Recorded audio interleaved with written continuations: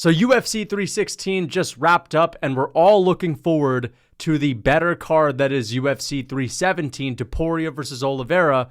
It's really stacked, right? I mean, International Fight Week, Oliveira, Topuria. This is an amazing card. 2 title fights. It's actually a pretty disappointing card in my opinion.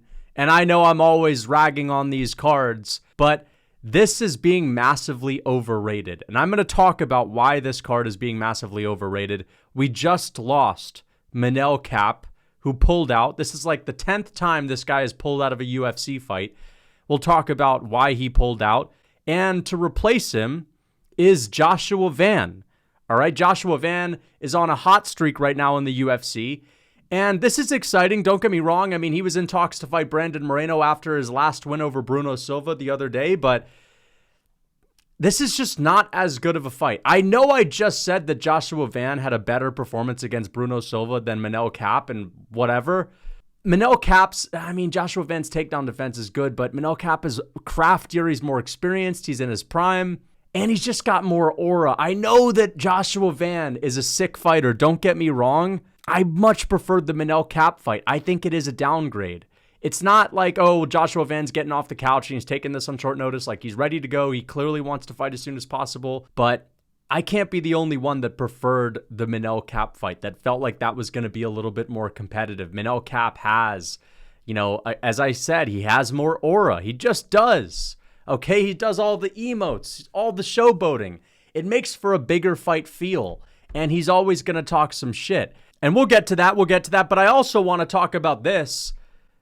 There's a riot going on with Justin Gaethje.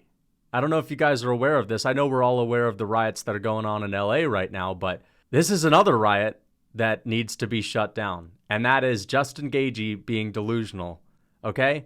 Thinking that he is so deserving of a title shot that if they don't give him a title shot, he is going to retire, all right? Listen, I think someone needs to sit Justin Gaethje down and let him know how the fucking UFC works, okay? I know that we've been doing a lot of undeserved title shots, but I think Justin Gaethje thinks that he deserves one. And we'll talk about that shit, man. All right, another thing that's going on is Yair Rodriguez is just straight up ducking Diego Lopes. Apparently, Diego Lopes got offered to fight Yair. Yair turned it down, and now they're going back and forth. We'll get to that. And I also want to get to Henry Cejudo's terrible take. He thinks that Cory Sandhagen is going to beat Merab. We'll get to that at the end of the video. First and foremost, let's talk about UFC 317. So Manel Kape is out. He pulls out. I'm not liking this, man. Let's see what Manel Kape has to say. He says, with regret, I come to inform you that I'm out of the next UFC 317 competition. I suffered a foot fracture during training, and after medical evaluation, I was instructed to have surgery and focus on a 100% recovery. It's not easy to stay out of something I've been preparing for with so much dedication, and without a doubt, this would be the most advantageous fight of my career. Absolutely, because this would have been the #1 contenders fight. It's on the same card as the Pantoja fight. So Manel Kape pulls out again. It's becoming a real issue. Sometimes it's the weight, and sometimes it's the injuries. I don't blame him for pulling out. I mean, listen, if he really fractured his foot and it's that bad, you don't want to be fighting when you're at 50%. When you're at a #1 contenders fight. Because if you lose, you're taking 3 steps back. But I can't help but feel like this is a bit of a downgrade. This is 14 ranked Joshua Van, who's really good, who's improving, and who is showcasing that he can have more pop in his shots, versus #1 ranked former title challenger Brandon Royval, that's been in there with the who's who, that has a wealth of experience in big fights. I think this is too much for Joshua Van. I think he's going to lose this fight. I think he's going to get finished. We've seen him get finished by Charles Johnson just a year ago. I know he's improved since then, and I know he's lethal on the feet, and he's powerful now. But I just think Royval's too much for the guy. I think Royval can do it all. He can grapple. He can strike. However, what is the alternative, right? What is the alternative? There is no better alternative. I would rather see this over Brandon Moreno stepping in for the 5th time against Brandon Royval. So it is what it is. I'm happy that the UFC was able to salvage it. I'm happy that they were able to salvage it. But I'm just saying it's not as good of a fight. That's all I'm saying. Listen, I'm not saying this is a bad fight. This is a sick fight, okay? It's just I'm also kind of dreading seeing Van get beat. I think that they should have pushed him a little bit slower than this. And even though some people are saying, oh, he's ready for the top guys and all that, it's like he's on a crazy win streak right now, but he just beat the guy where you don't even know how he got ranked. You don't even know how Bruno Silva got ranked. Nobody knows how he got ranked. He is by far the worst ranked fighter at flyweight with the least amount of aura, with the least amount of mystique. This is a huge step up in competition, and I'm kind of dreading it for this guy. And I wanted to see Royval and Manel Kape, more established fighters, in a true number one contenders fight, whatever. I think this card's being overrated. Is this a bad card, UFC 317? First off, why is Janata Deniz and Justin Tafa on the main card? That's beyond me. I mean, well, I sort of understand it. 2 heavyweight strikers. It's probably a guaranteed KO, or, there's a 10% chance that it's a stink fest. It's a classic heavyweight stink fest where either guy is not able to KO the other and they just end up having a super low level fight where they're gassed out in the second and third. Either way, I've heard people say that, to be fair, UFC 317 is like a 9 out of 10 card. Well, it's like a 10 out of 10, honestly. You can't complain with 317. I mean, that's about as stacked as it can possibly get. Like, dude, I lived through 298, 299, and 300. Those were the best 3 consecutive cards in UFC history. We then got UFC 308 later on in the year. UFC 311, Makhachev versus Saryukian, was better than this. Like, this is not a 9 out of 10 card. A 9 out of 10 card, main card, was Makhachev versus Saryukian if Saryukian hadn't pulled out. Because you had Yuri, you had Jamal Hill, right? You had Merab, you had Umar. You had so many good fights on that main card. It was just unbelievably stacked. 299, 298. 298 was better than this. Listen, 298, in my opinion, is like a 9 out of 10 main card.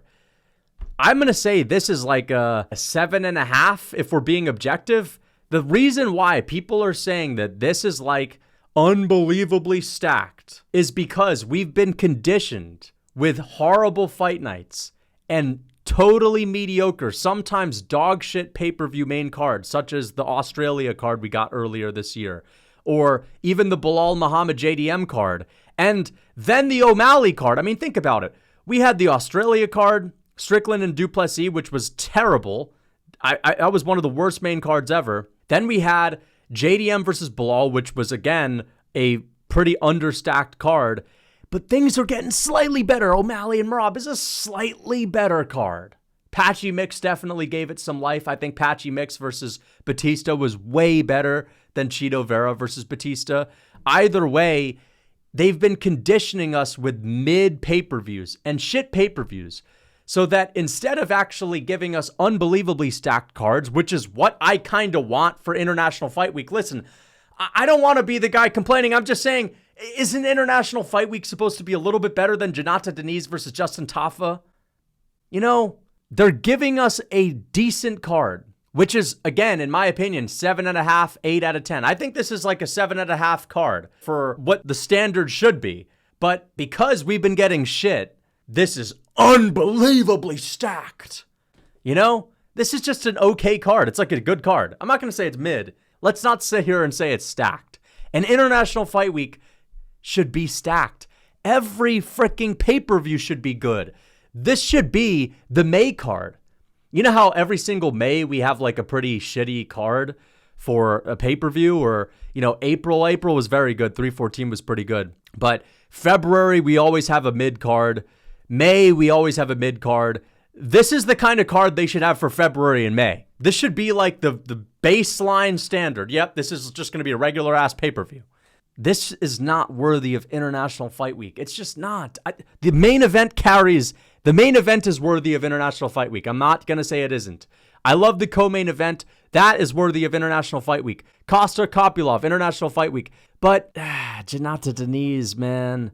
And fair enough, you still have Royval and you still have Joshua Van, which is sick. That's epic. But International Fight Week main card, like Royval versus Kape, as I said, I think that's a bigger fight. I just needed something else. One more fight could have made this truly a 9 out of 10. If you did Yuri Prohaska versus Carlos Ulberg, then we're talking, man. Then we're talking. If you did Tom Aspinall versus Gane, okay? Oh, well, you can't do that because that's not a bigger fight than Topuria and Oliveira, and you need the heavyweight to main event every single time. No, you can do whatever you want. Aspinall could have been on this shit. We can't be saying this is unbelievably stacked because then the UFC is going to notice that. And this is the new unbelievably stacked card. This is your new 299, 298, 300. You know, Jonata Deniz versus Justin Tafa, that's like an Apex fight, right? That's like the prelims of a fight night. That should not be on International Fight Week, even the prelims. Okay? Haider Emil versus Jose Delgado, like, okay, Haider Emil's a marauder, I get it, but you know, that I understand because some prelim fights you're just truly making it on stylistic clash, and the UFC obviously knows that's going to be a dog fight, so I get it. But I don't know, man.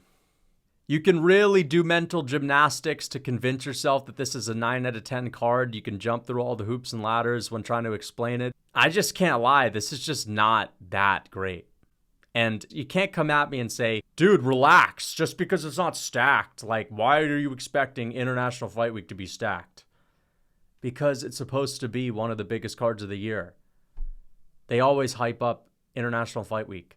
They're not hyping up the Chicago card with Khamzat and Dricus du Plessis. Okay, so we know that's going to be less stacked than this. This is the baseline, borderline. This is like what every decent card should be like.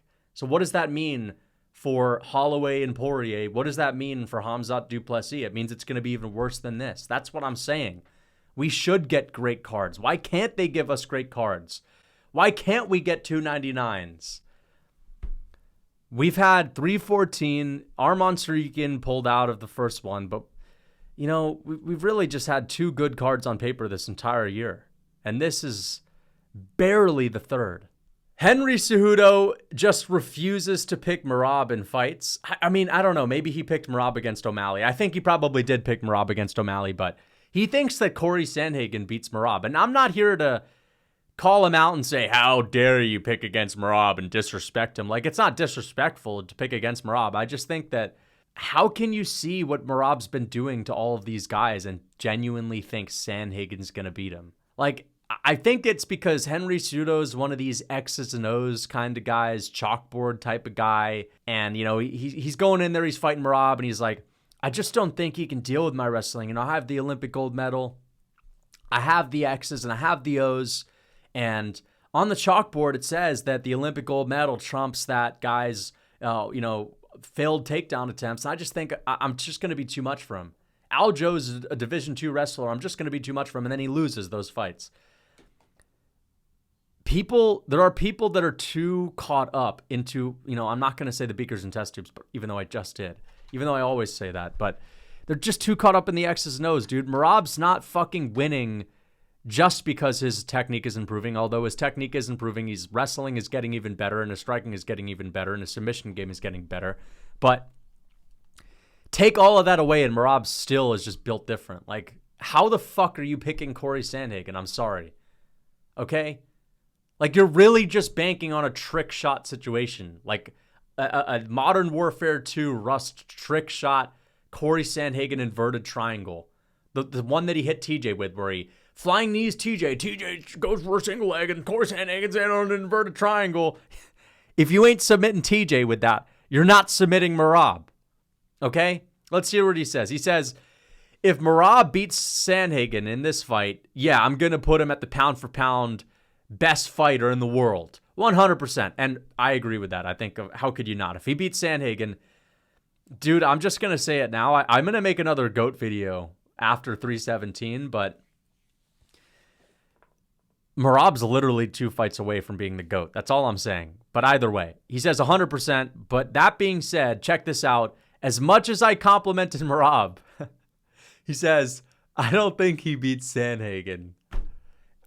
You got to ask yourself, why? You know why? Because Sandhagen, I just think Sandhagen's he's just got too much movement, and I just think he's going to switch stances, and that's the one guy that's a master of keeping distance. He's switching stances and keeping distance, and the distance control.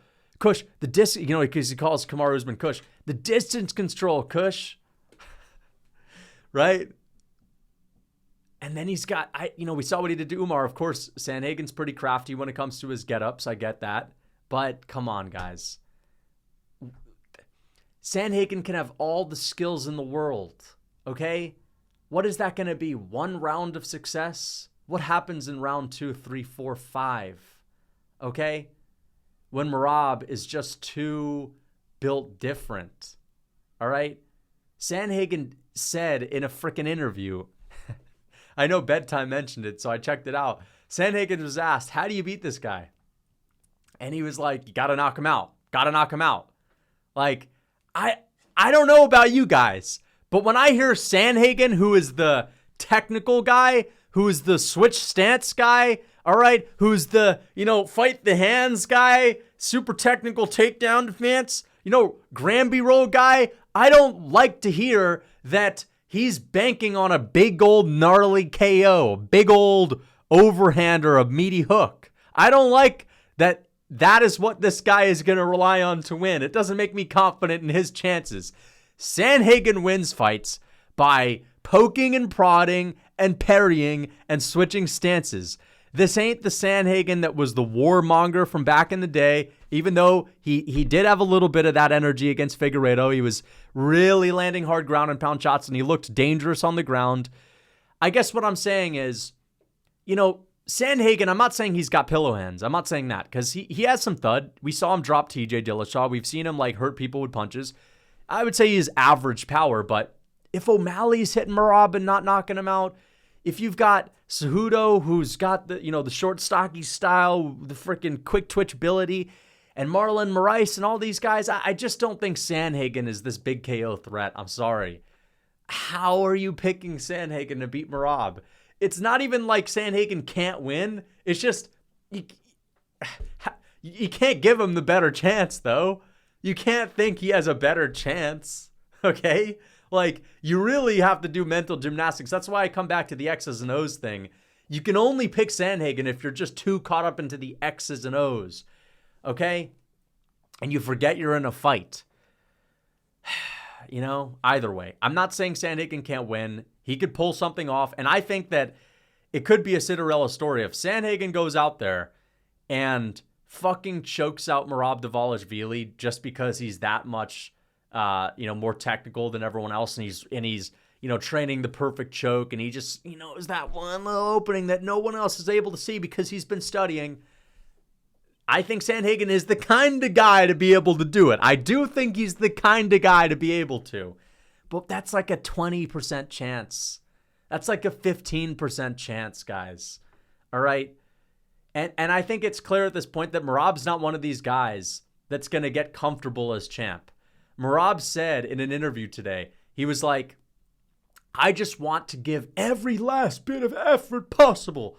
He's literally saying, I just want to be a workhorse. I don't remember his exact words, but it boiled down to all he's setting out to do is just work as hard as you possibly can.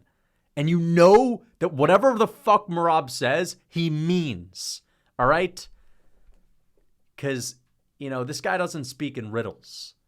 What Merab says is what he means, is how he feels. This guy is continuing to work. Merab will be 40 years old, desperately trying to improve. Okay? So my point is, he's gonna destroy. I want to see this fight.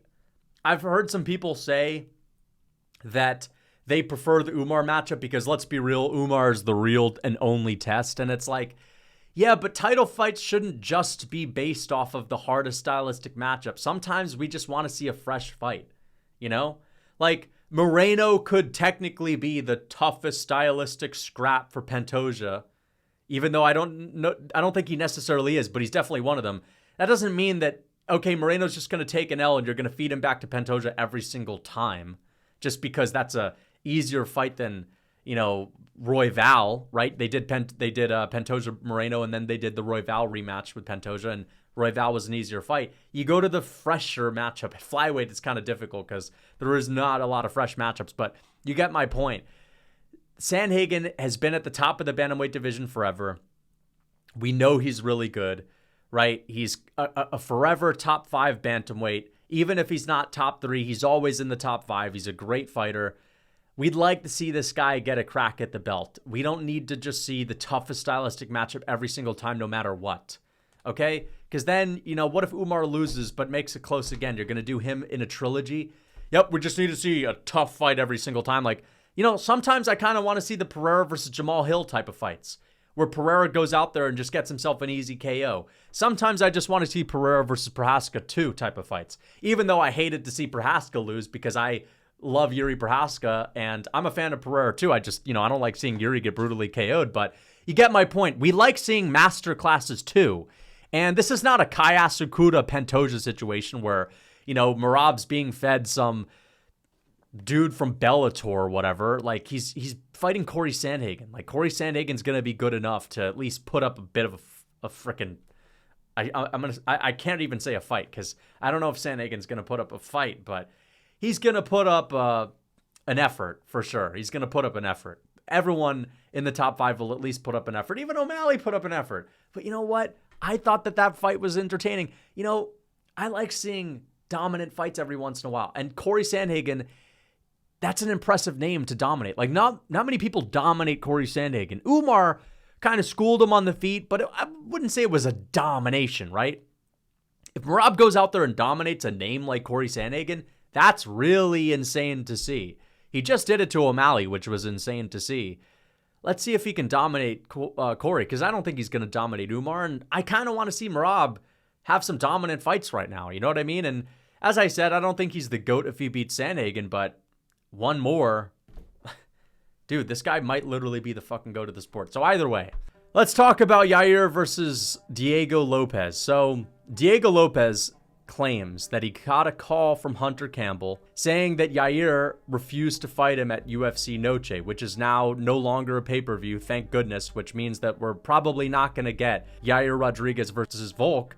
But Diego Lopes is saying, where is the guy that stood in front of me at the press conference and, acted all tough? You remember the press conference, UFC 314, Yair Rodriguez, Diego Lopes, they got in each other's faces. They had like a 1-minute argument on stage. It seemed real heated. And what I think Yair's doing is he's learning that UFC Noche is not going to be a pay-per-view, and he's still clinging to the Volk fight. And he's like rejecting any other fight, even the fight that the fans want to see, because we're actually excited to see Yair fight Diego Lopes. We're not excited to see him fight Volk, but he's just still clinging on to that title fight. And so they had an exchange. Diego Lopes says, where's the man that was in front of me at the press conference? And Yair says, I'd rather fight him in the damn street. Because for me, a fight with him in the company doesn't do anything for me. It's like, dude, what do you mean it doesn't do anything for you? Because you can't fluke KO him and get yourself a belt and then earn pay-per-view points like you could with Volk? Because that's really his chance to beat Volk. It's a fluke KO. And it is a fluke. Because Volk's too slick to get, knocked out when it comes to skill. Even against a guy like Yair. I know Yair's goated on the feet. But, Yair doesn't even kick that hard. Right? When's the last time Yair knocked anyone out with his kicks? Either way, he does have that spazzy fluke chance of knocking out Volk. And he knows that against Diego Lopes, even if Diego Lopes doesn't move his head and Yair could light him up on the feet, he doesn't have a chance to win and get the belt, right? So, yeah, he's saying it does nothing for him, even though I think that's a much more winnable fight. But either way, Diego Lopes is fighting in the street. No, bro, I don't recommend that. It's better to have a ref involved. Yeah, because Diego Lopes knows that he's going to need a ref to step in to save Yair Rodriguez. They got to make this fight. The UFC has to make it. What the UFC should do is they should just tell Yair that, listen, the fans want to see the Evloev fight. No one wants to see you fight for the fucking title. You're either taking the Diego Lopes fight or we're going to freaking sideline you for a year. All right? No one wants to see Yair get the title. And I'm sure that all of us are going to be rooting for Diego Lopes. But either way, there's another rebellion going on. We all know about the Boxer Rebellion. This is the Rufus Rebellion with Justin Gaethje. We are introducing a new subject. This is going to go down in the history books. Justin Gaethje may be more delusional than Yair Rodriguez. Justin Gaethje, according to Ali Abdelaziz, is saying that if he's not going to fight for a title, he's just going to hang up the gloves. Justin Gaethje, who is 1-1 in his last 2 fights, and in the fight that he lost, he got brutally slept out cold, flatline KO'd, which is the worst way to lose in a number 1 contenders fight, because even if you were on a 10-fight win streak before that, if you get flatlined, and add to that he got dominated before getting flatlined, but if you get flatlined, face planted, the way he got face planted by Max Holloway, the optics of that are not good when it comes to the fan base thinking that you have a chance to win a title fight, okay? It's one thing to think he has a chance to beat Rafael Fiziev, but thinking that this guy that just got flatlined, that's had his shot and got submitted multiple times in multiple title fights, the fans just don't think you're going to win, dude. And that means we're not excited because we don't think you're going to make it competitive. What is this whole, I'm going to riot? I remember he said this back in the day. Justin Gaethje was the king of rioting if he didn't get a title fight back in the day. I remember, I think it was like right after he beat Michael Chandler, he says, if they don't give me the title fight, I'm going to riot. And that was 1 fight removed from him getting submitted by Khabib, right? And then he went in there and lost to Charles. It was a sick fight, him and Charles, but he's fought for the belt twice. Yes, he put together a nice 2-fight win streak before losing to Max. I get it. I understand it. He knocked out Dustin Poirier and he beat Fiziev. But before the Fiziev fight, he lost to Charles. So what? He's lost 2 out of his last 5 fights. I mean, this guy's already fought for the belt twice.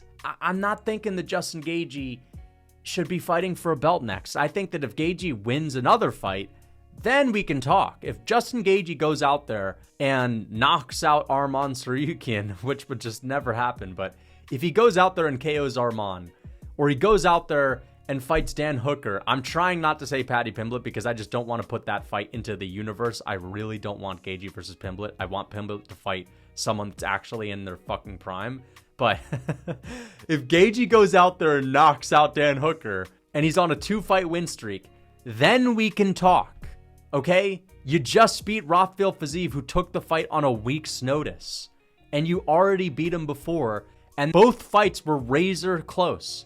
I thought that Fiziev arguably won the fight against Justin Gaethje. I thought he arguably won the 1st and the 3rd round. I understand he's in a position where he's done a lot. He's been extremely successful. He doesn't have to continue, and he's only going to continue if he can fight for a belt because that's the only damage he thinks it's going to be worth taking. Justin Gaethje probably doesn't want to get into another war unless the belt is on the line and he has potential to win a belt taking that damage, okay? So I understand it, but I think that the problem is, though, that the UFC has given so many undeserved title shots that you can't even say it's that delusional. So, I mean, is it truly delusional at this point when Sean Strickland's gotten a rematch? Although at least Strickland had a close fight with the champ before and was on a 1-fight win streak. I just think that Justin Gaethje is mistaken. I think that he's wrong. I don't think that he deserves a title fight, and I don't think he should be rebelling, okay? If Justin Gaethje wants to rebel after he doesn't get a title shot, if he goes out there and sleeps his next opponent, you know what? I'll be right there with him. I'll break down the walls with this guy, all right? I'll put on my mining helmet with this guy, but I'm sorry, I don't think he deserves a title shot. And think about it. I mean, Paddy Pimblett, I think we're going to get Pimblett versus Gaethje. Just seeing this makes me think the UFC and Hunter Campbell are going to call Justin Gaethje and they're going to say, listen, man, we can't do that right now for you, but we got a big fight with Paddy Pimblett. You have an opportunity to take this guy's hype and to take his fan base with you. This is a massive fight, man. And if you beat Paddy, we're giving you a title shot. I could see Justin Gaethje taking that fight. You just know they're not going to... if they offer him Tsarukyan, Justin Gaethje's going to slam the phone down. As soon as they say arm, he's going to slam the phone down before they can finish the name. All right? If they offer him slamming the phone down before they can say Dan Hooker. All right? But you know they say Paddy. Justin Gaethje's going to think, well, he's popular. He's got a lot of fans. And he might actually take the fight because the UFC is going to be like, dude, we'll pay you extra for this one. This is a big one. And the UFC knows Paddy the Baddy's going to fucking smoke Gaethje. They know that. They know he's going to smoke him. And so it's like the UFC's playing the long game. They want Paddy Pimblett as champion. They want Paddy Pimblett versus Topuria in a sold-out stadium in Liverpool, which would be epic. All right, that'd be pretty cool, sold-out stadium. The UFC's never done that, but either way, that they would be willing to give Justin Gaethje an extra $100K just to take that L. They would. Not saying they're paying him to take a dive. I'm saying they'd convince Gaethje to take the fight, and that he would lose. So I don't know, man. Let me ask myself: would I rather Gaethje fight Pimblett next, or would I rather him get destroyed by Oliveira and Topuria next? Because either way, he's gonna lose. That's why I think he should fight Dan Hooker. That's why I think. Listen, if it comes down to Gaethje title shot versus the Pimblett fight, I'm taking the Pimblett fight. Okay, so let me know what you guys think in the comments. Until next time.